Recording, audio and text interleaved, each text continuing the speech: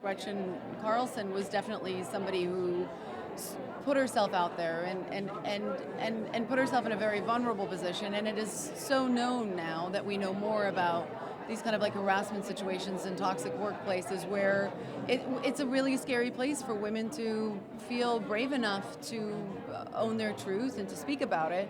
And I think that there has to be empathy for how all women handle all of this stuff, and none of us are going to do the right thing at the right time. But Gretchen got pretty close to it, and I think everybody else had different circumstances to kind of take into consideration for them to be able to join that. But I think that's what makes it an interesting story. It's not as simple as like a woman gets herself in a situation where she feels uncomfortable and it's her workplace and that she just does the right thing from beginning to end.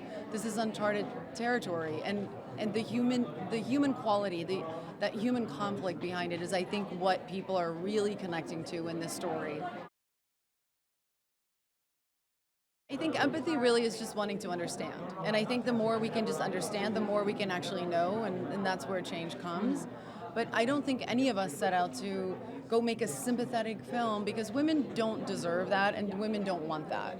We just want the truth to be, we want to be heard, and we want to have that believed. Exactly. And I don't think what we're craving is sympathy. Just hear us out.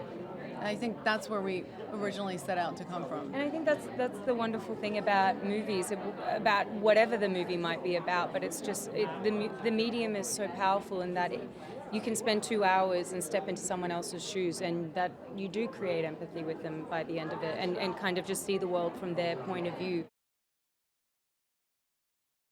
This all happened in the summer of 2016. It was before the Me Too movement had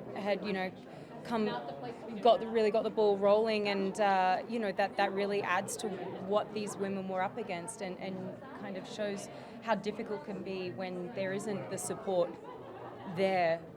It just makes it even harder to stand up and come forward.